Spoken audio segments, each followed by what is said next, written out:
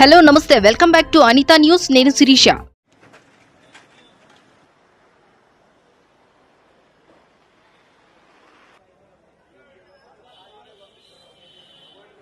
ఏదైతే ఉందో దాన్ని పూర్తి చేయడానికి మనందరికీ తెలుసు 11 లక్షల ఎకరాలు సాగులో భాగంగా అన్ని విధాలుగా ప్రాజెక్టులు ముందుకు పోతుంటే జగనన్న దాన్ని ఏమాత్రం ఆగకుండా కోర్టులో దానికి సంబంధించిన ఇంకొంచెం పెద్దదని చెప్పడానికి లేదు. మన ప్రాజెక్టు 4,45,000 ఎకరాలు సాగులో ఉంటే వాళ్ళ ప్రాజెక్టు అంటే మనం కూడా మొట్టమొదటనే 45,000 రూపాయలు పండించిన పంటలకు గిట్టుబాటు ధరలు రావు. రైతన్నలు మనందరూ కూడా వారి నాయకత్వంలో పెద్ద దగ్గర కోరుకుంటూ మీ దగ్గర నేను దానికి అధ్యక్షత వహించినటువంటి పెద్దలు వైఎస్ఆర్ పార్టీ అధ్యక్షులు అయినటువంటి శివప్రసాద్ రెడ్డి గారు, నియోజకవర్గ ఇన్ఛార్జీలు, ఎమ్మెల్యేలు పేరు పేరున ఉదయపూట నమస్కారంగా ఉండాలి. అన్ని విధాలుగా రైతు రాసుగా ముందుగా గ్రేటర్ రాయలసీమ అసెంబ్లీలోనే రేవంత్ రెడ్డి గారు దాన్ని అన్ని విధాలుగా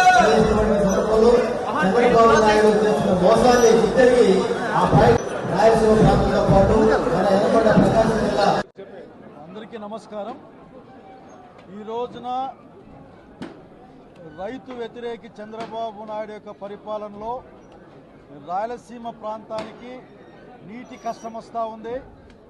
కృష్ణా నీళ్లు తెలంగాణ, కర్ణాటక వాళ్ళు ఎక్కడికక్కడ ఆపేసుకుని ఎత్తిపోసుకునే కార్యక్రమం చేస్తూ ఉన్నారు. ఈ రోజున రేవంత్ రెడ్డి గారి మాటల్ని ఖండించకపోగా రాయలసీమ ప్రాంత ప్రజల్ని అవహేళనగా మాట్లాడిన ముఖ్యమంత్రి గారిని చూసి సిగ్గుపడుతున్నాం. మేమందరం ఆఖరికి తక్షణం డిమాండ్ చేస్తూ ఉన్నాం. రాయలసీమ జీవధార, రాయలసీమ ఎత్తిపోతల పథకాన్ని తక్షణం పూర్తి చేయాలి.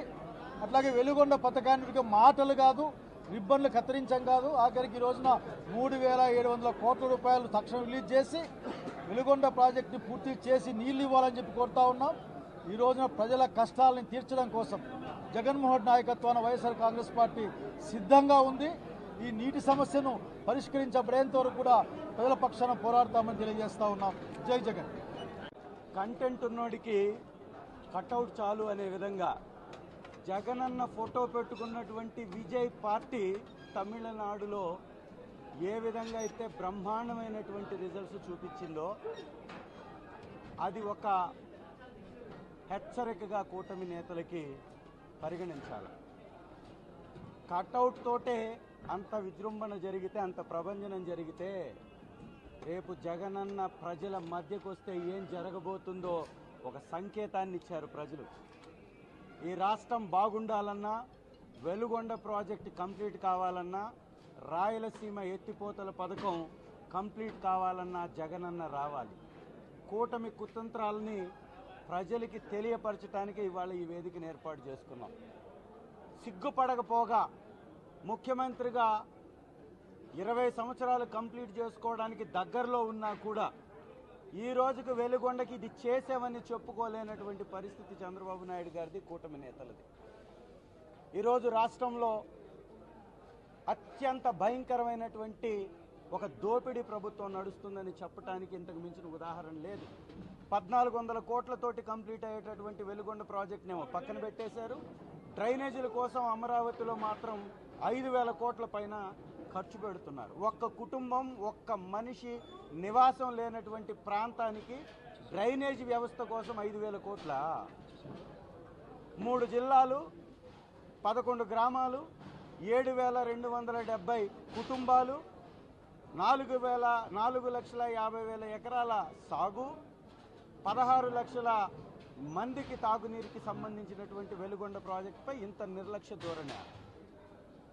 ఏమాత్రం అర్హత లేనటువంటి కంపెనీకి 370 కోట్ల కాంట్రాక్టును కట్టబెట్టి ఇక్కడ కూడా కమిషన్లు దొబ్బేశారు తెలుగుదేశం నాయకులు. ఇవాళ గొట్టిపడియ, సుంకేసుల, గుండంచెర్ల ఈ ప్రాంతాల